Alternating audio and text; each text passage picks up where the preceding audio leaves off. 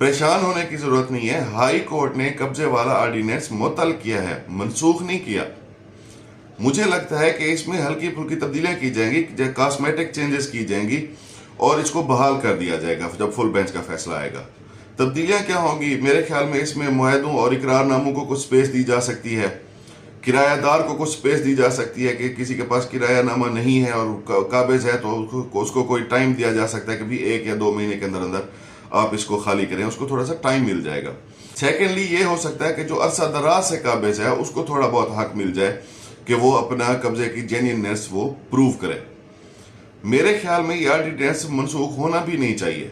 देखें, आप मालिक हैं लेकिन कब्जा किसी और के पास है तो आपका हक नहीं वैनिश होना चाहिए। काबिज से कब्जा छुड़वा के मालिक को दे देना चाहिए और फिर काबिज को कहना चाहिए कि भी देखो, अगर आपके पास कोई हक बनता है इस जायदाद का तो जाएं आप सिविल कोर्ट में।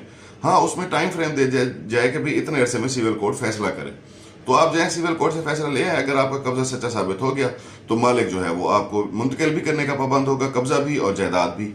मालिक को भी पाबंद किया जा सकता है। मालिक को कहा जा सकता है कि जब तक ये अपना फैसला लेकर नहीं आता तब तक आप कब्जा अपने पास रखें, लेकिन आप मलकियत को ट्रांसफर नहीं कर सकते, जायदाद किसी और को मुंतकिल नहीं कर सकते, ये स्टे किया जा सकता है।